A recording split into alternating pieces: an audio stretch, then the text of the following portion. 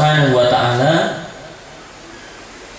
menjadikan manusia ini berbeda dengan makhluk yang lain karena dari segi susunannya manusia diciptakan oleh Allah dalam bentuk yang sebaik-baiknya. Laqad khalaqnal insana fi ahsani taqwim. Sungguh kami menciptakan manusia itu pada atau dalam sebaik-baik penciptaan. Dan Masya Allah luar biasa, kita ini dengan kondisi seperti ini diciptakan oleh Allah SWT sangat baik, indah dipandang ya. Bentuk wajah kita, bentuk tubuh kita yang kalau kita bandingkan dengan makhluk-makhluk yang lain maka kentara dan sangat kelihatan manusia memiliki kelebihan yang luar biasa. Tetapi kelebihan yang ada pada manusia itu bisa hilang, bisa habis, dan bahkan lebih buruk daripada makhluk yang lain. Di mana Allah berfirman, "Tsumma radadnahu asfala safilin." Kemudian kami bisa kembalikan manusia itu pada tempat yang paling rendah. Orang-orang Barat, ya orang-orang Barat secara umum mereka karena bersifat materialis maka melihat manusia hanya sebatas kumpulan daripada ya organ-organ tubuh saja, ya, yang tidak memandang manusia memiliki ya jiwa yang memiliki pertanggungjawaban di akhirat kelak. Ya, ini. Nah, sementara Islam menyadari bahwa manusia ini memiliki akal, ya. Masalah akal letaknya di mana? Para ulama berbeda pendapat. Ya, ada sebagian mengatakan di sini, sebagian mengatakan di dada. Nah, kita lebih cenderung dan berdasarkan beberapa dalil-dalil yang ada, ya akal itu memang perpaduan antara sistem yang ada di otak kita dengan apa yang ada di hati kita, itulah akal. Ya. Dan para ulama muhakkikun menjelaskan bahwa akal itu di sini, karena di sinilah ya tempat ya manusia bisa merasakan. La ta'mal absar walakin ta'mal al-qulub allati fis sudur. Ya. Mereka ya tidak buta mata tetapi buta yang ada di dada mereka. Subhanahu wa ta'ala menjadikan manusia ini berbeda dengan makhluk yang lain karena dari segi susunannya manusia diciptakan oleh Allah dalam bentuk yang sebaik-baiknya. Laqad khalaqnal insana fi ahsani taqwim. Sungguh kami menciptakan manusia itu pada atau dalam sebaik-baik penciptaan. Dan Masya Allah luar biasa, kita ini dengan kondisi seperti ini diciptakan oleh Allah SWT sangat baik, indah dipandang ya. Bentuk wajah kita, bentuk tubuh kita yang kalau kita bandingkan dengan makhluk-makhluk yang lain maka kentara dan sangat kelihatan manusia memiliki kelebihan yang luar biasa. Tetapi kelebihan yang ada pada manusia itu bisa hilang, bisa habis, dan bahkan lebih buruk daripada makhluk yang lain. Di mana Allah berfirman, "Tsumma radadnahu asfala safilin." Kemudian kami bisa kembalikan manusia itu pada tempat yang paling rendah. Orang-orang Barat, ya orang-orang Barat secara umum mereka karena bersifat materialis, maka melihat manusia hanya sebatas kumpulan daripada ya organ-organ tubuh saja, ya, yang tidak memandang manusia memiliki ya jiwa yang memiliki pertanggungjawaban di akhirat kelak. Ya ini. Nah, sementara Islam menyadari bahwa manusia ini memiliki akal, ya. Masalah akal letaknya di mana? Para ulama berbeda pendapat. Ya, ada sebagian mengatakan di sini, sebagian mengatakan di dada. Nah, kita lebih cenderung dan berdasarkan beberapa dalil-dalil yang ada, ya akal itu memang perpaduan antara sistem yang ada di otak kita dengan apa yang ada di hati kita, itulah akal, ya. Dan para ulama muhakkikun menjelaskan bahwa akal itu di sini, karena di sinilah ya tempat ya manusia bisa merasakan. La ta'mal absar walakin ta'mal al-qulub allati fis sudur, ya. Mereka ya tidak buta mata, tetapi buta yang ada di dada mereka, ya, al-qulub atau hati. Nah, kalau kita katakan hati, maka hati nurani itu, ya. Kalau secara fisik al-qalb adalah jantung, ya, jantung. Tetapi para ulama kita menyebutkan al-qalb, hati dalam makna manusia di dada ini.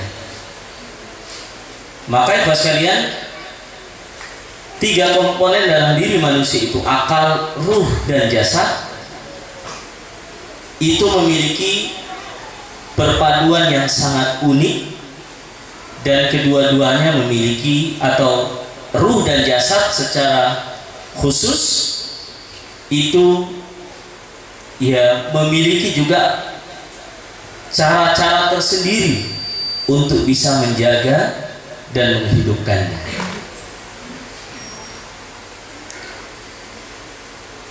Kenapa kita perlu mentazkiyah, ya, membersihkan dan mensucikan diri kita, ya. Kenapa? Secara fisik manusia ini bisa kotor, bisa kena najis, bisa terkena hal-hal yang tidak nyaman buat tubuh kita secara fisik. Maka Islam telah mengajarkan kepada kita bagaimana bersuci dan bagaimana membersihkan dari hal-hal yang sifatnya jasmani, ya. Ada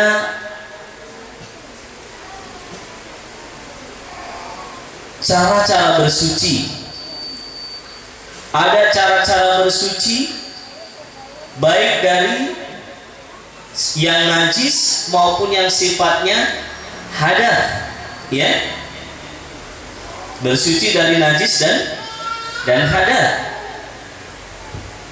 Maka secara non fisik, secara kejiwaan, secara ruh manusia, maka bisa saja manusia itu kotor, manusia itu tercemar oleh sesuatu yang bisa mengotori jiwanya. Dan ini yang kadang orang tidak menyadari, ya, orang tidak menyadari. Sebagaimana fisik, ketika dia terkena kotoran-kotoran atau terkena bakteri atau virus yang terkadang juga bisa merusak dan menembus fisik manusia sehingga masuk menjadi penyakit, maka jiwa manusia pun demikian. Makanya ruh dan jiwa itu perlu ada penyuciannya. Cuman metode dan cara mensucikan jiwa itu berbeda dengan cara dan metode mensucikan fisik. Apa yang mengotori jiwa kita? Dosa, jelas. Nabi Shallallahu Alaihi Wasallam menyebutkan bahwa ketika manusia berdosa itu diletakkan atau ada satu nuktah. Nuktah itu satu ya semacam satu titik, yang mana titik itu bisa menyebar.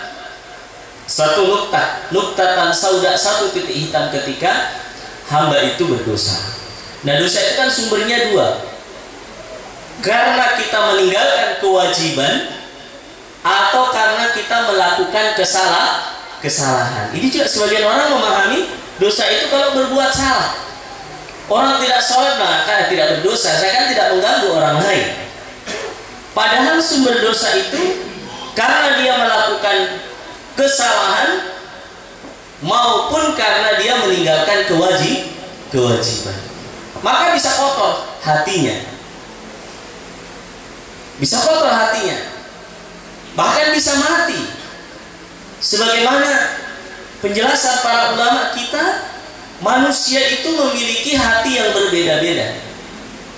Fisik, jamaah sekalian, fisik kan bisa sakit ya. Fisik manusia itu yang sehat sedikit, sehat sekali sedikit.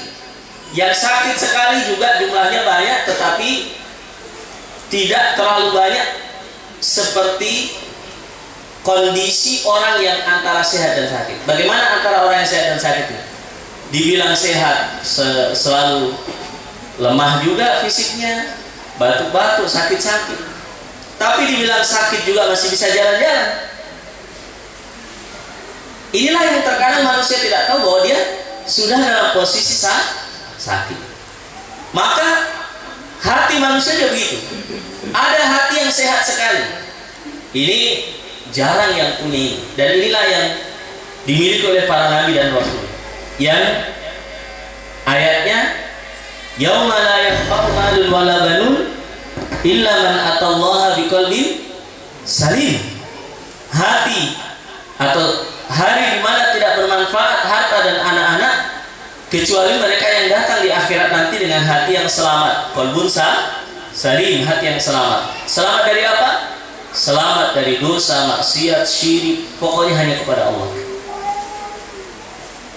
Yang kedua, hati yang sakit, al-qalbul marid. Bagaimana hati yang sakit ini? Hati yang kadang taat, kadang juga nyeleweng. Dan ini kebanyakan kita manusia biasa.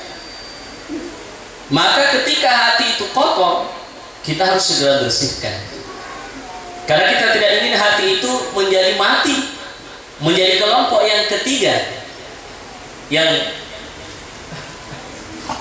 Al-Quran menggambarkan sawa'un alaihim a'andartahum am lam tundirhum la yu'minun. Sama saja bagi mereka apakah engkau beri peringatan atau tidak diberi peringatan, mereka tidak beriman. Maka ikhwas sekalian dan akhwat dimuliakan oleh Allah, hati manusia, karena manusia itu sering salah, sering terjatuh dalam kesalahan, maka wajib bagi manusia itu untuk mensucikan jiwanya. Tidak ada hamba atau tidak ada manusia yang bersih dari dosa dan kesalahan kecuali para nabi yang dirahmati oleh Allah Subhanahu wa taala. Kalau ada orang menganggap dirinya suci dari kesalahan, itu justru dia berdosa. Itu tazkiyah dalam makna mensucikan diri, menganggap dirinya suci. Itu berdosa. Allah mengatakan, "Fala tuzakku anfusakum huwa a'lamu biman ittaqa." Janganlah kalian merasa suci, sok suci. Huwa a'lamu biman ittaqa. Allah Subhanahu wa taala mengetahui siapa yang paling bertakwa di antara kalian. Maka ikhwas sekalian dan akhwat dimuliakan oleh Allah, Kenapa kita harus mentazkiyah, mensucikan jiwa kita? Karena sebagaimana fisik bisa kotor, bisa sakit, maka jiwa manusia pun demikian. Al-Imam Al-Ghazali rahimahullah ta'ala, beliau mengatakan begini, sungguh aku heran kepada orang-orang yang ketika sibuk untuk memperbaiki rumahnya, sibuk untuk memperindah dirinya, ya, sementara dia tidak sibuk untuk memperbaiki hatinya. Padahal tempat penglihatan Allah Subhanahu wa ta'ala itu adalah hati. Ya kan? Apa yang dilihat oleh Allah? Apakah rumah kita? Apakah fisik kita? Ya. Coba lihat Luqmanul Hakim. Ya. Luqmanul Hakim yang disebutkan di dalam Al-Qur'an dan bahkan menjadi satu nama surat tersendiri, surat Luqman. Apakah dari sisi fisik beliau seperti artis-artis yang terkenal yang menjadi public figure dan idola di tengah-tengah masyarakat? Tidak, biasa-biasa saja. Namun karena iman, tarbiyah dan tauhid yang beliau miliki, diangkat oleh Allah Subhanahu wa ta'ala. Sebagaimana hadis Nabi SAW, Nabi mengatakan, innallaha la yanzuru ila suwarikum wa ajsamikum wa amwalikum walakin yanzur ila a'malikum wa qulubikum. Allah tidak lihat wajah kita, mau hidung pesek, mau mancung, mau kulitnya hitam, putih, sawo matang, sawo apa lagi, ya. Allah tidak lihat itu. Mau kita rumah mewah, tidak lihat. Yang Allah lihat hati-hati manusia. Makanya kalau sekalian, betul kata Nabi SAW, di mana Nabi mengatakan, rubba al-ata akbar lau aqsama billahi la abarrahu. Betapa banyak orang yang pakaiannya mungkin compang-camping, pakaiannya biasa saja, wajahnya penuh dengan debu, rambutnya penuh dengan debu. Lau aqsama billahi la abarrahu, tapi kalau bersumpah atas nama Allah, Allah kabulkan doa. Kenapa? Karena iman, karena hatinya yang dekat dengan Allah. Kita ini sudah terlanjur terbawa dalam dunia modern yang memandang segala sesuatu secara materialistik. Manusia dinilai berharga atau tidak berharga dari nilai fisiknya, dan ini keliru. Allah Subhanahu wa ta'ala tidak menjadikan fisik sebagai penilaian, karena apa yang datang dari tanah akan kembali ke tanah. Kita ini kan dari tanah, ya. Kita ini diciptakan dari sari pati tanah, maka secara fisik dia akan kembali ke tanah.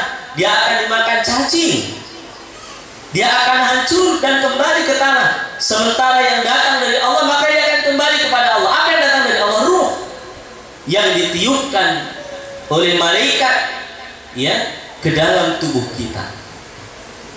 Itu akan kembali kepada Allah. Dia akan bertanggung jawab. Maka ikhlas sekalian dan akhwat dimuliakan oleh Allah, kita jangan terbawa pada prinsip-prinsip manusia atau prinsip-prinsip orang yang tidak beriman, yang melihat segala sesuatu selalu dengan ukuran materi. Al-Imam Al-Ghazali mengingatkan, sungguh saya heran dengan orang yang sibuk dengan perbaiki rumahnya, sibuk dengan memperbaiki fisiknya, tapi tidak sibuk dengan memperbaiki jiwanya. Boleh kita berpenampilan rapi, berpenampilan cantik, berpenampilan ganteng di hadapan pasangan masing-masing, atau berpenampilan yang bersih, boleh, silakan. Tetapi jangan lupa hati kita harus seiring ke sana untuk kita bersihkan, kita perbaiki, kita bertobat kepada Allah Subhanahu wa ta'ala, dan kita mohon ampun. Kenapa manusia perlu tazkiyah, perlu membersihkan dirinya? Karena manusia itu mahalul khata' wa nisyan. Manusia itu sering salah dan lupa, dan ini adalah karunia dari Allah. Ikhlas sekalian dan akhwat, kita sebagai umat Rasulullah SAW berbeda dengan umat-umat terdahulu. Umat-umat terdahulu ketika mereka berdosa, kaum Bani Israel, bagaimana cara taubatnya? Saling membunuh di antara mereka. Faqtulu anfusakum dzalikum khairul lakum. Ya. Bunuhlah di antara kalian. Salah satu maknanya adalah bunuh diri, dan salah satu maknanya adalah saling membunuh di antara mereka untuk bertobat kepada Allah. Allah Subhanahu wa taala tidak perintahkan begitu. Umat Rasulullah ketika bersalah bertobat, dan ketika bertobat dihapus itu titik hitam. Itu pentingnya kita berusaha, karena memang Allah mengatakan qad aflaha man zakkaha wa qad khaba man dassaha. Sungguh beruntung orang yang mensucikan dirinya, hari demi hari dia berwudu, ibadah kepada Allah, ke masjid, mensucikan dirinya, mentazkiyah dirinya. Wa qad khaba man dassaha, dan sungguh telah merugi orang-orang yang mengotori jiwanya. Jadi kalau ada pertanyaan, kenapa kita perlu tazkiyatun nafs? Karena kita manusia ini sering lalai, sering salah, sering lupa, dan terjatuh dalam berbagai macam kesalahan-kesalahan. Maka sebelum kita mempertanggungjawabkan di akhirat, maka alangkah baiknya kita sucikan dan kita bersihkan jiwa-jiwa kita. Jamaah sekalian yang dimuliakan oleh Allah Subhanahu wa taala. Dan Rasulullah sallallahu alaihi wasallam, beliau mencontohkan kepada kita cara mentazkiyatun nafs, cara membersihkan diri-diri kita dari dosa dan kesalahan. Pintu yang pertama adalah pintu taubat. Itu pintu yang pertama. Jadi siapapun kita yang bersalah, segera bertobat. Jangan ditunda. Segera. Itu pintu yang pertama. Selama manusia mau kembali kepada Allah dan meninggal dalam keadaan telah bertobat kepada Allah, maka dosanya diampuni. Ya. Innallaha yaqbalu taubatal 'abdi ma lam yughargir. Sesungguhnya Allah Subhanahu wa taala menerima taubat seorang hamba sebelum napasnya di tenggorokan. Selama hamba tersebut mau memohon ampun kepada Allah, maka Allah ampunkan. Pernah datang kepada Nabi seorang yang sudah tua, pakai tongkat, alisnya sudah turun, kulitnya keriput, matanya sudah kabur.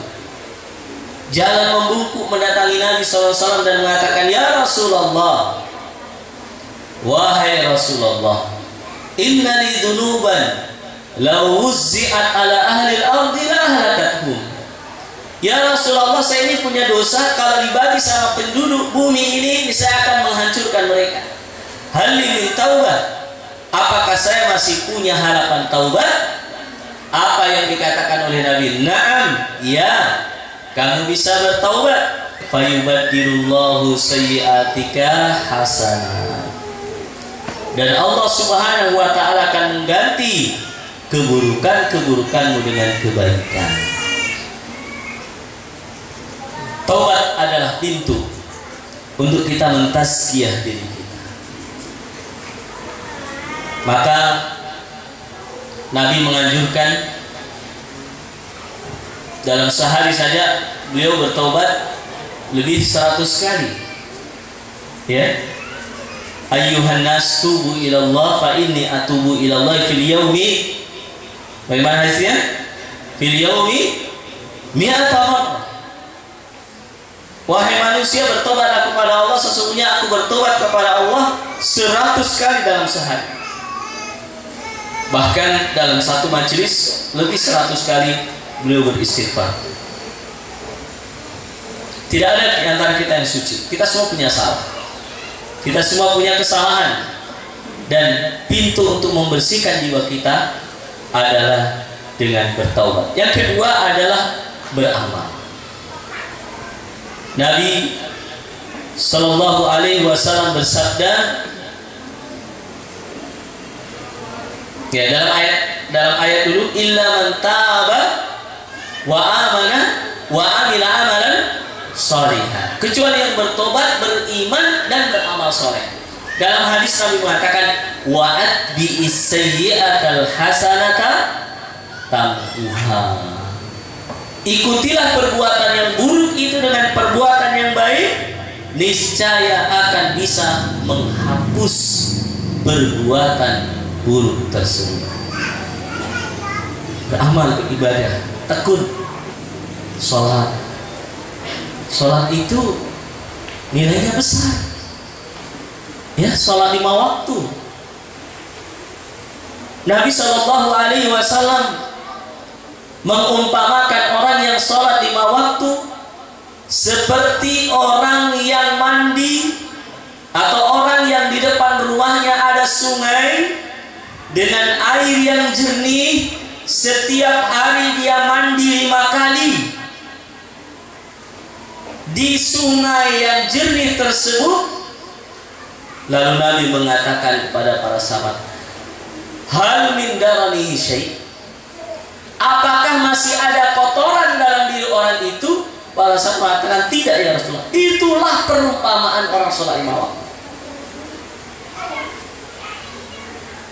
Luar biasa. Dari mulai berwudu, orang yang berwudu, ya, kemudian dia keluar dari rumah menuju masjid, tidaklah dia melangkah 1 langkah kecuali diampuni dosanya dan diangkat derajatnya, dan itu berlaku saat pergi dan ketika kembali. Sholat kita jaga baik-baik, mi'rajul mukmin, sarana kita untuk bermunajat kepada Allah Subhanahu wa Ta'ala kita jaga, kita pelihara. Qad aflahal mu'minun, beruntunglah orang-orang yang beriman, mereka orang-orang yang menjaga sholatnya. Syariat sholat karena menunjukkan pentingnya Allah Subhanahu wa Ta'ala memi'rajkan Nabi, ya.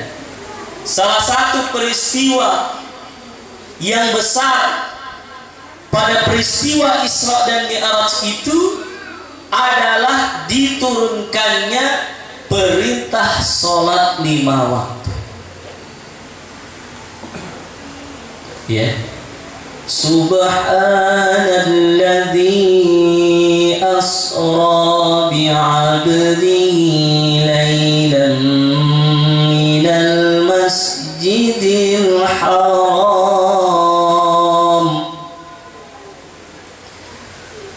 ilal masjidil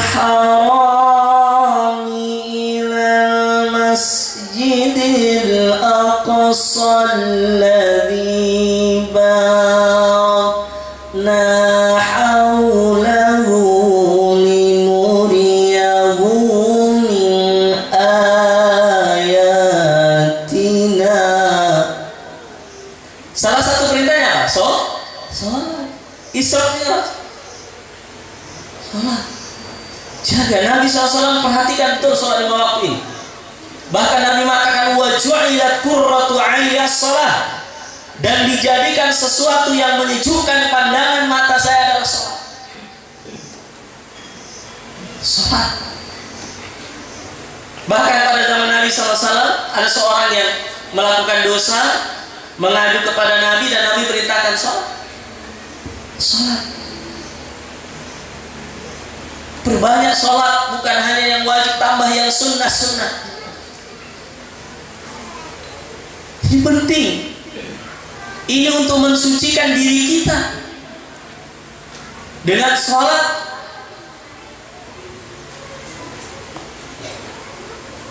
maksimalkan kita mengadu kepada Allah dalam sholat kita. Ya, beda memang ibadah kita dengan zaman Nabi. Kalau kita ini kadang cepat lelah dalam beribadah, Rasulullah SAW tidak. Betul-betul ketika beliau sholat, menikmati sholat itu dan merasakan kenikmatan dan kesungguhan dalam melaksanakan ibadah sholat. Pernah beliau sholat malam dalam waktu yang panjang, beliau membaca satu ayat yang diulang-ulang. Ya, begitu sejuknya. Bahkan ketika Nabi SAW merasakan urusan yang besar, idza hazibahu amrun, ketika Nabi SAW merasakan satu yang berat dalam kehidupan beliau melaksanakan sholat. Jadi sholat ini luar biasa sekali. Dengan bacaan yang benar, renungan yang benar, kita nikmati sholat kita.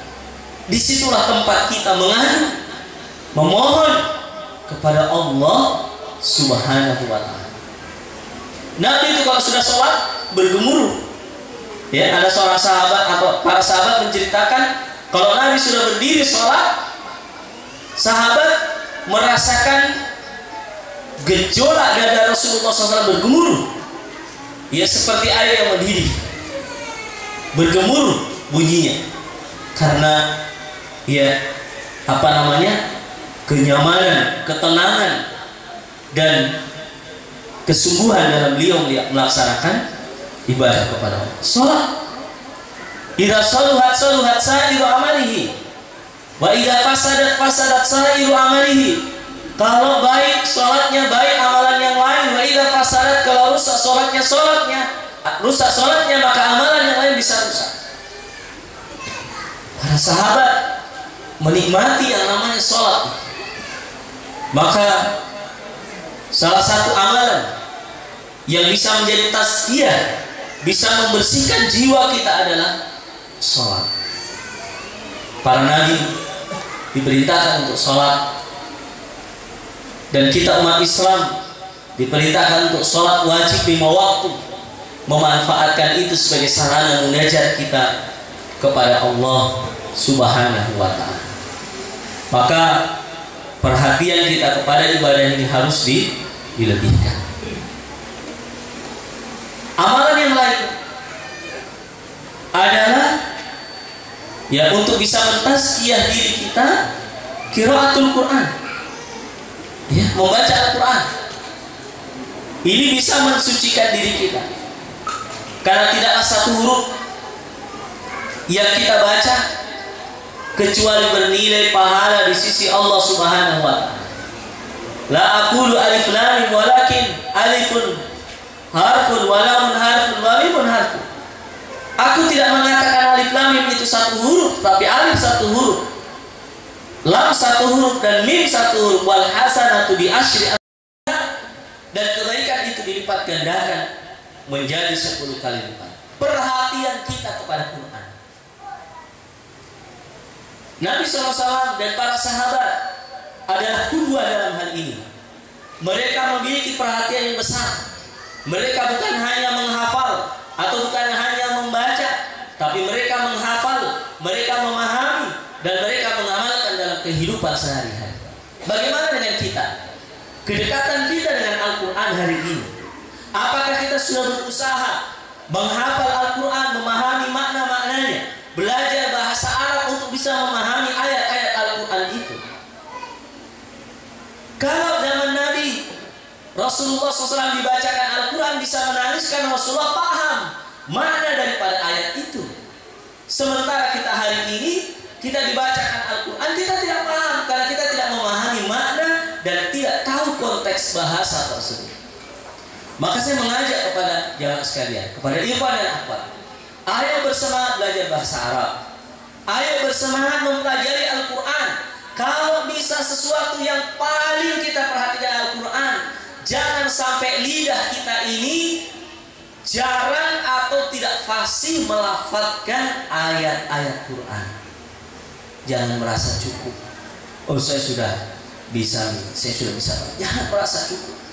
Cek lagi tajwid kita, cek lagi kepada guru bagaimana bacaan Quran. Karena Quran ini yang akan membuat kita tinggi nanti di akhirat. Ya. As-siyam wal Quran yashfa'ani li sahibihima yawmal qiyamah. Puasa dan Al-Quran akan memberikan syafaat bagi orang yang memilikinya pada hari kiamat nanti. Di hari kiamat nanti akan didatangkan. Kemudian dikatakan kepadanya, Iqra, bacalah. Ya, Iqra, warattil, dan tartilkanlah cara bacanya. Kama kunta turattil fid dunya, sebagaimana kamu telah membacanya di dunia. Fa inna manzilataka bi akhir ayatin taqra'uha, sesungguhnya kedudukanmu di akhirat nanti tergantung ayat terakhir yang kamu baca. Ayo yang masih muda-muda, baca Quran, hafal Al-Quran, perhatikan Al-Quran. Bagi orang tua, perhatian yang penuh terhadap anak-anaknya bagaimana memahami Al-Quran dan menghafal Al-Quran. Jangan ada alasan saya ini sudah buntu, Ustaz. Ya buntu tuh. Tidak ada. Selama kita masih mencoba, tidak boleh di antara kita mengatakan saya sudah tidak bisa, ini sudah penuh memori saya. Allah Subhanahu wa ta'ala telah memberikan kita karunia Quran, teman perjalanan kita. Quran teman hidup kita. Ketika kita bersendirian, kita bisa bersendirian dan bersama Al-Quran. Subhanallah. Ayo menghafal. Sudah sesibuk apa sih kita ini, tidak ada waktu untuk menghafal dan murajaah. Baca Quran tiap hari. Satu huruf, satu kebaikan, Allah akan hapuskan dosa dan kesalahan kita. Coba kalau baca Qurannya baik, tajwidnya baik dan benar, maka kita mendapatkan pahala. Dan ingat, orang yang bacaan Qurannya baik, benar, maka dia akan dikumpulkan bersama para malaikat yang suci. Nabi SAW bersabda, al-mahiru bil Quran ma'as safaratil kiramil barah. Orang yang mengajinya baik, benar, mahir, pandai terhadap Al-Quran, ma'as safaratil kiramil barah, maka akan dikumpulkan bersama malaikat-malaikat yang taat dan suci. Ayo, ubah lidah kita ini, latih lidah kita untuk melafazkan Al-Quran yang benar, membacanya, memahami maknanya. Apalagi zaman seperti ini, tidak ada alasan lagi kita tidak bisa bahasa Arab. Ada ustaz-ustaz kita yang mengajarkan bahasa Arab, dan saya mengajak kepada ikhwan dan akhwat, ayo kita sungguh-sungguh untuk mempelajari bahasa Arab, untuk memahami Al-Quran, sehingga ketika Al-Quran dibacakan kita bisa merasakan kenikmatannya. Nabi SAW pernah mengatakan kepada seorang sahabat, Ibnu Mas'ud, ya Ibnu Mas'ud, Iqra alayya Al-Quran. Wahai Ibnu Mas'ud, bacalah Al-Quran kepadaku. Karena Ibnu Mas'ud orang yang bagus bacaannya, benar tajwidnya. Maka Ibnu Mas'ud mengatakan, aqra'u alayka Al-Quran wa ilaika unzila ya Rasulullah. Apakah saya baca Quran sementara Quran itu turun kepada engkau ya Rasulullah? Maka Nabi mengatakan, uhibbu an asma' min ghairi. Saya senang kalau mendengarkan Quran. Ketika sampai di surat An-Nisa, ketika sampai pada ayat fa kaifa idza ji'na min kulli ummatin bi syahid wa ji'na bika 'ala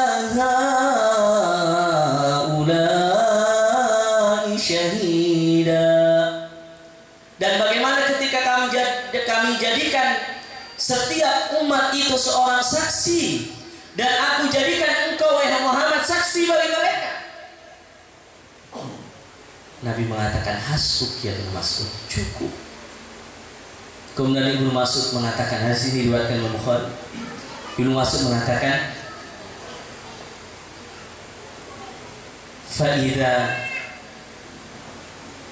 ainai Rasulullah sallallahu alaihi wasallam tadrifan. Maka saya melihat kedua mata Rasulullah sudah berlinang dengan air mata ketika aku membacakan ayat ini. Bagaimana Rasulullah dijadikan saksi sementara dibacakan Al-Quran, dan dia seorang Nabi, terasa betul dalam diri Rasulullah SAW. Para sahabat ada yang memimpin sholat, ketika imam kemudian membaca hal ataka haditsul ghasyiyah, hal ataka haditsul ghasyiyah, baca ayat itu Umar bin Khattab tidak bisa melanjutkan karena memahami ayat itu ayat tentang hari kiamat, dan terpaksa harus mengambil ayat yang lain. Begitulah para sahabat, mereka paham. Apakah mereka dulunya ahlul Quran? Tidak. Ayo, bagi Anda yang sudah lama tarbiyah, yang sudah lama mengaji, jangan pernah berhenti untuk belajar Al-Quran, membaca, memahami, mentadabburi, memahami tafsirnya. Dan tidak ada cara lain kecuali kita memahami bahasa Arab. Ayo belajar bahasa Arab. Sudah ngaji puluhan tahun, aib kalau tidak ada sedikit pun bahasa Arab. Belajar. Ada Google, ada YouTube, ada guru. Apa yang kurang? Saling melengkapi. Maka membaca Al-Quran akan meninggikan derajat dan mentazkiyah dan bisa membersihkan diri kita. Kenapa bisa demikian? Allah menyebutkan di dalam Al-Quranul Karim, Huwallazi ba'atsa fil ummiyina rasulan minhum. Dialah Allah Subhanahu wa taala ba'atsa fil ummiyin, yang mengutus nabi di kalangan para ummiyin, rasulan minhum, rasul di kalangan mereka, yatlu alaihim ayati, yang rasul itu membacakan ayat kepada mereka. Makanya ayat itu bisa mensucikan jiwa kita dari dosa, dari kesalahan, dari pemahaman yang salah, mentazkiyah jiwa-jiwa kita. Allah mengatakan, Huwallazi ba'atsa fil ummiyina rasulan minhum yatlu alaihim ayatihi wa yuzakkihim wa yu'allimuhumul kitaba wal hikmah wa in kanu min qablu lafi dhalalin mubin. Dialah Allah yang mengutus rasul dari kalangan mereka, yatlu alaihim ayatihi, yang membacakan ayat-ayat kepada mereka, wa yuzakkihim, dan mensucikan mereka. Ayat bisa mensucikan. Wa yu'allimuhumul kitaba wal hikmah, dan mengajarkan kepada mereka Alkitab dan Al-Hikmah, As-Sunnah. Al-Hikmah, As-Sunnah. Wa in kanu min qablu lafi dhalalin mubin, yang mereka dulu berada dalam kesesatan yang nyata. Betapa banyak orang mendapatkan hidayah dengan ayat Al-Quran, sepenggal ayat saja, satu ayat saja. Maka Al-Quranul Karim harus kita baca, kita ulang-ulangi, kita hafal. Nabi SAW mengumpamakan orang yang di dalam dadanya ada Quran seperti rumah yang ada lampunya. Tapi orang yang dadanya tidak ada Al-Quran seperti rumah yang tidak ada lampunya. Ya, Nabi mengatakan, hiasilah rumah kalian dengan bacaan Al-Quran. Hiasi rumah-rumah kita. Kita ingin menjadi keluarga Al-Quran. Ya, kita ingin menjadi keluarga Al-Quran. Kita ingin setiap rumah kaum muslimin ada penghafal Quran. Begini, kita ingin di rumah-rumah ikhwah kita, rumah akhwat kita, Al-Quran hidup dan suasana Qurani bisa hidup di situ. Bisa menjadi epicentrum keluarga Al-Quran. Dan ini sebagaimana para sahabat dulu berhasil. Ya, anaknya, keluarganya menjadi ahlul Quran. Ya, salah satu yang diakui menjadi keluarga Allah itu para penghafal Al-Quran. Ahlullahi wa khassatuh. Ya, ahlu atau keluarga Allah dan orang-orang khususnya Allah itu orang yang menghafal Al-Quran. Yang terakhir, untuk mentazkiyah jiwa-jiwa kita, ya.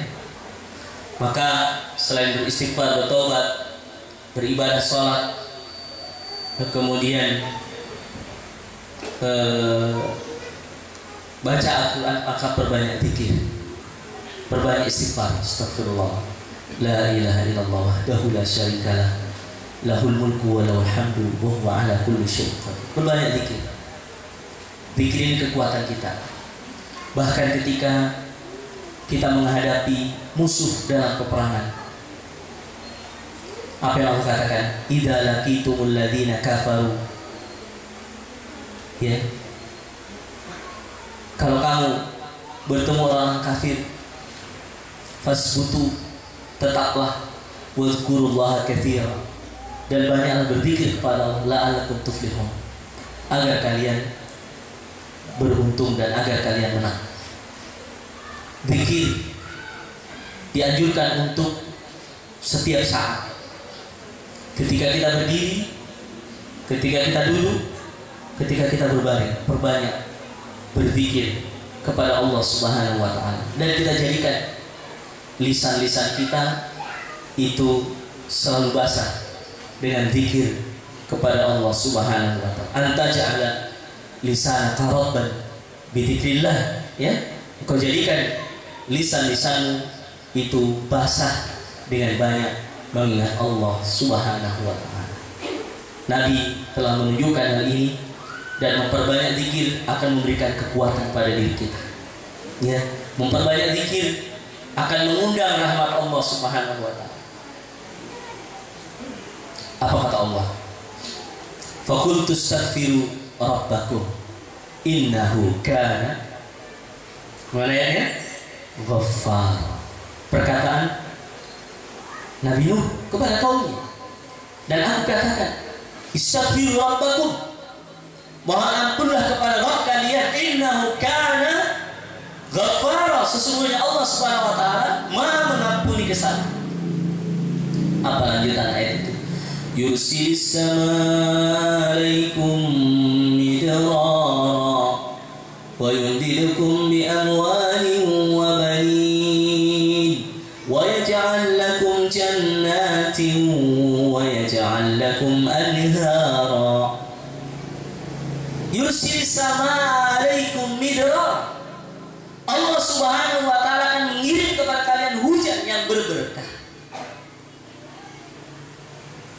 Wa yumdidukum bi amwali wa banin, dan Allah akan memperbanyak bagi kalian harta dan anak-anak. Jadi banyak zikir, banyak istighfar, harta kita akan ditambah oleh Allah, keberkahan, akan diberikan keturunan.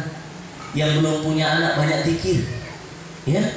Yang sudah menikah lama belum punya anak banyak zikir. Ada seorang yang datang kepada Syekh bin Bas, saya sudah 1 tahun menikah tidak punya anak. Nanti setelah 1 tahun datang lagi sudah punya anak. Ya, makanya ya ada di antara mungkin kita yang banyak anak yang mungkin banyak zikir. Alhamdulillah. Banyak zikir akan memberikan kekuatan.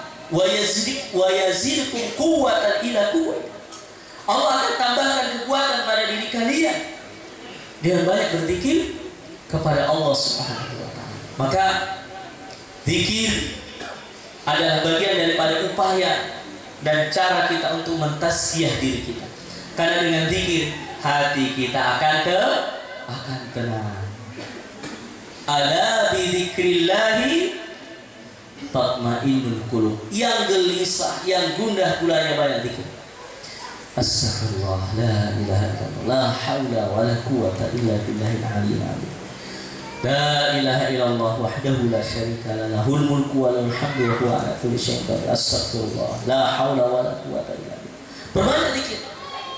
Karena itu kekuatan kita ya yang diberikan oleh Allah Subhanahu wa taala. Maka tasbih tentu